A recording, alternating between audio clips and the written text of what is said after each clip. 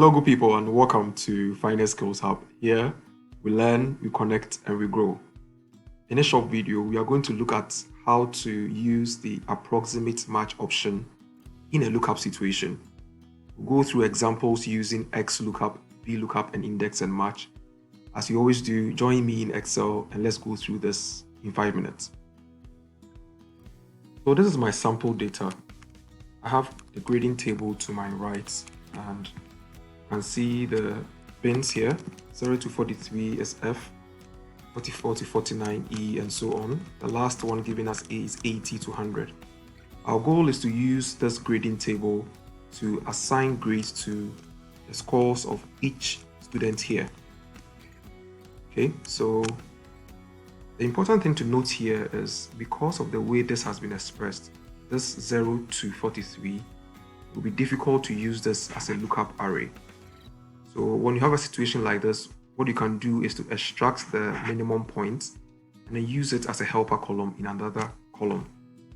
So to do this, there are two ways. If you don't want a dynamic formula, you can use Excel's flash fill. What it basically does is that it detects a certain pattern and it follows that pattern and gives you the data you want. So as an example, if I start 0 here and I continue with 44, it sort of detects that I want the minimum point. The next empty cell, you can select and press Ctrl E, and flash fill will complete the process for you. Of course, this is static. So let's say if I change this to 52 in the future, this will not respond. So a better way to do this is probably use a dynamic formula that can respond to changes here. Now, to do that, we are going to use the left function. What the left function does is it extracts text from a string from the left position. So as an example, if I do left and I select this text and I bring comma and I indicate 1, it will bring 0. Okay, if I do 2, it will bring 0 and the space. If I do 3, it will bring 0 space and a dash. Now if you look at the listing of the bins, you realize that the dash is very consistent. So what if we use the dash as a marker and then ask left to extract the number before the space and the dash? So that's the trick we are going to use. So what we are going to use is another function called find. Find will tell us the position of the dash. So we'll take the dash and put it in quotes. Okay, so this is what we are finding. It's just telling us the position within this text. Okay, now if you close this, you realize that it is telling us that in this case, what we have here, if I do F9, the dash is found in the third position.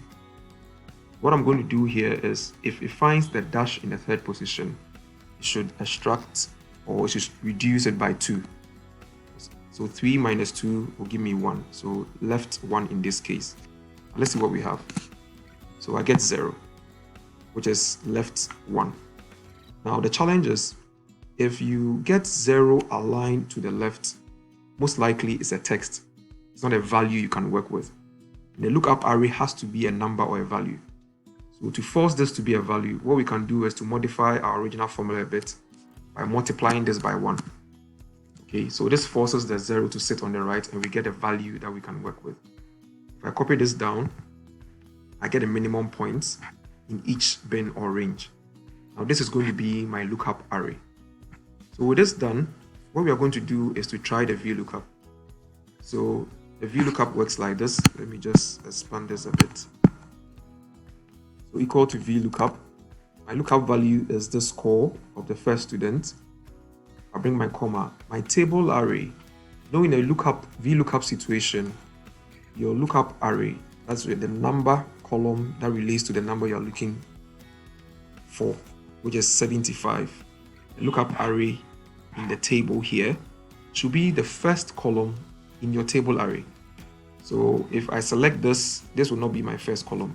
So I would have to skip this one and then make this my table array instead, so that this becomes my column 1 in this table array. Of course, I'm going to copy this down, so it is important you lock this by pressing F4 so that this selection doesn't go down with you. Now, relative to this table array, my answer is going to come from column 2. So 1, 2.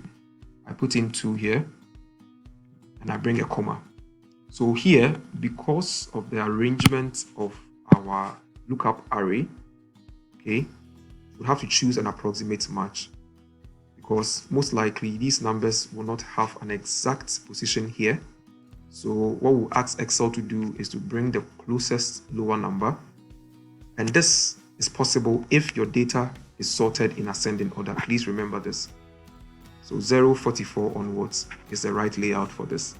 So we'll choose approximate match or 1 as an option, and then I'll close my bracket.